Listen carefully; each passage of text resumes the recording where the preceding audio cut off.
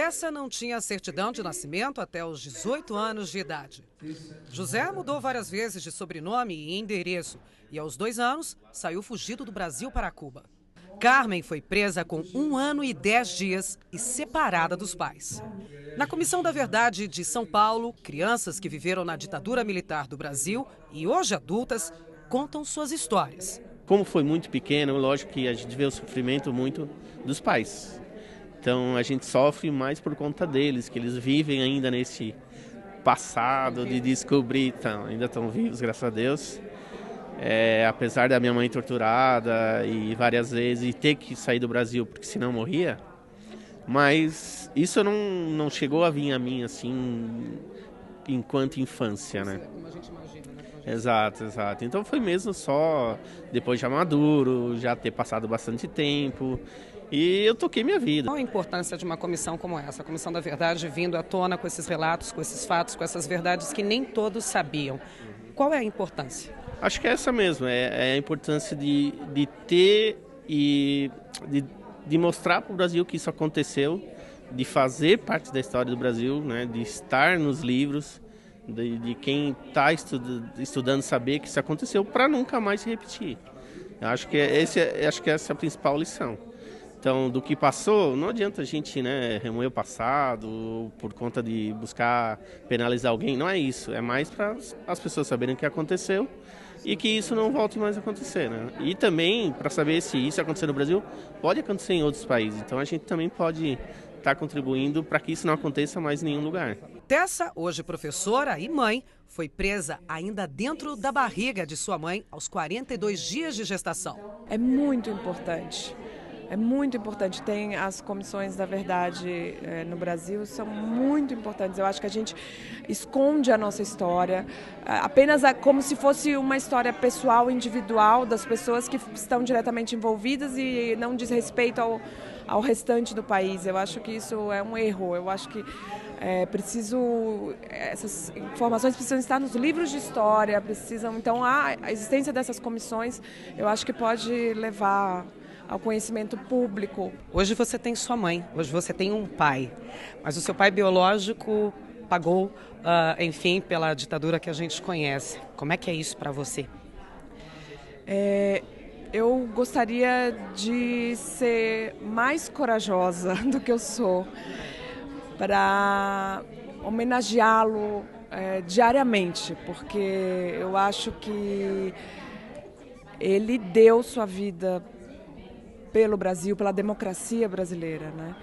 E minha mãe também, né? Que foi presa grávida de mim,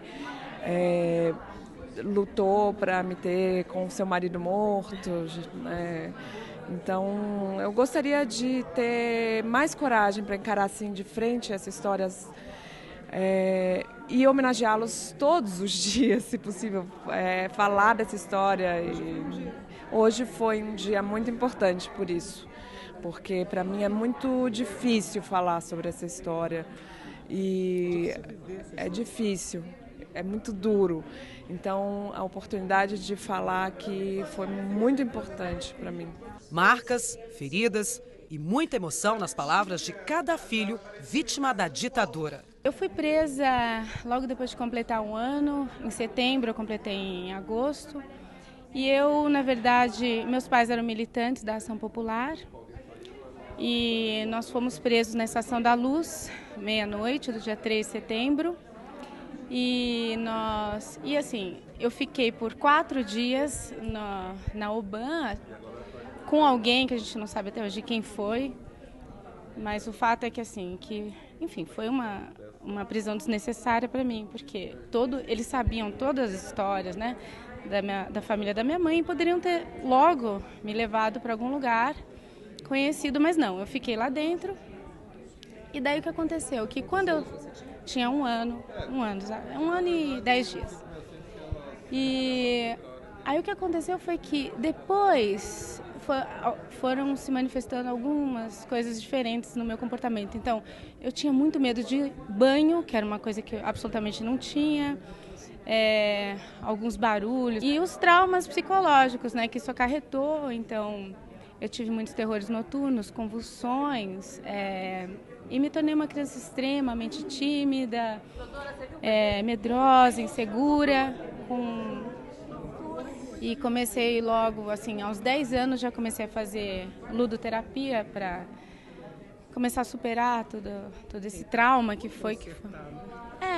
Na verdade, porque ficou um trauma muito grande. A minha mãe era médica, meu pai é engenheiro, não tinha sido formado ainda, mas eles trabalhavam nos serviços sociais de conscientização da população. Minha mãe foi para o Nordeste e trabalha como médica e também conscientizar o povo camponês, né, da opressão que eles viviam e todo o trabalho social, né, que eles estavam imbuídos. Como é que está a tua vida hoje?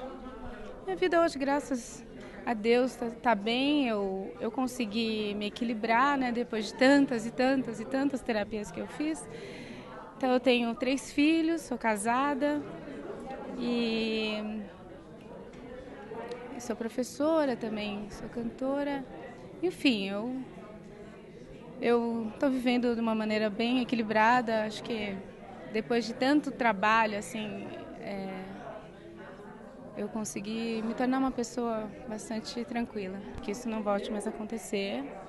Que as pessoas tenham sempre, né, o direito de se expressar livremente, de pensar o que quiserem e principalmente busquem sempre defender os direitos à vida, à dignidade, a uma sociedade mais justa. Assim como José, Carmen, Tessa, centenas de crianças nos anos 70 viveram histórias parecidas.